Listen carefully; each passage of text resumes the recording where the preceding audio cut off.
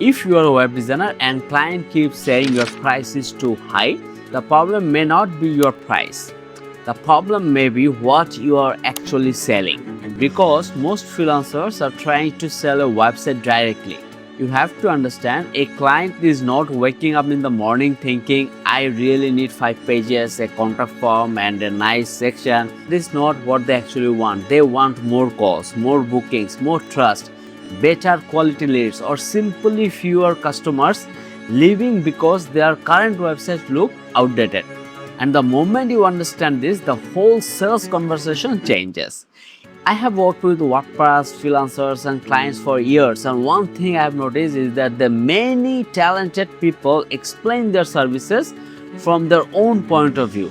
They talk about Elementor, plugins, responsibilities, and animations, and how many pages they will build. All of that may be important for delivery, but it is usually not the reason the client buys. Let me give you a simple example. Imagine two freelancers are speaking with the owner of a dental clinic.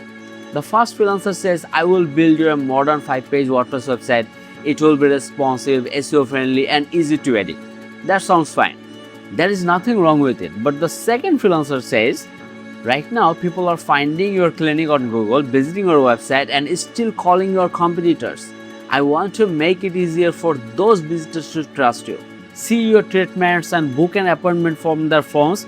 Which freelancer sounds more valuable? The second one. Not because that person is necessarily a better designer, it's because the offer is connected to a business problem. So you have to mention the problem so that you can solve their problem, and they will find you useful or helpful, whatever you call, but they will find peace with you or more trust with you, and that's how you convert a person to your client. The second change is to translate every technical features into a business benefit. For example, do not say the website will be mobile responsive. Say most of your customers are visiting from their phones, so I will make sure they can understand the offer and contact you without zooming, searching, or getting confused. Do not just say I will improve the website speed. Say I will reduce the chance of a potential customer leaving before the page even loads. And do not say I will add a contact form. Say I will create a shorter inquiry process so interested visitors can take the next step without calling during business hours. Same or completely different value. Now I am not saying you should promise revenue you cannot control. You should never tell a client this website will definitely double your sales. You do not control your client service, sales team, ad budget, reputation, or follow-up process. What you can say is the goal of the website is to make the path from visitor to inquiry much clearer. That is honest. It's also much stronger than talking only about design. Here's the simple structure you can use for the next offer.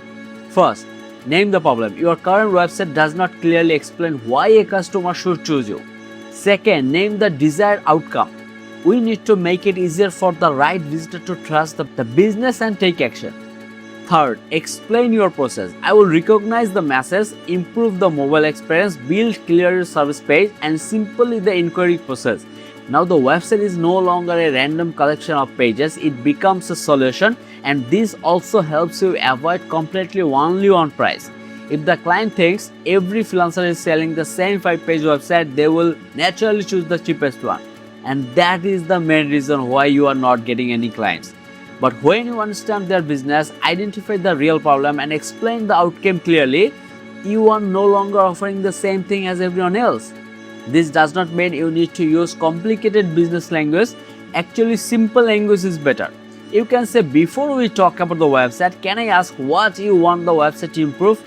That the one question changes the entire call or entire conversation. The client may say, they need more apartments, they need more sales, they need more visitors, they need more traffic, and whatever they say, now you know what you are really selling. So the next time a client asks, how much do you charge for a website? Do not immediately send a price and a list of features. Slow down and understand why they need the website, why they need it now, and what should be different after the project is finished. Then build your offer around that. You can still use WordPress, you can still use Elementor, you can still deliver 5 pages or 6 pages, whatever you want, but those are parts of the solution. They are not the main reason the client should hire you. The main reason is that you understand the business problem and can turn it into a clear, useful website. And that is how you stop being seen as only a website builder, and that is how you start become a business partner. And let me know in the comments, when you describe your service, do you normally talk more about the website or the result the client actually wants?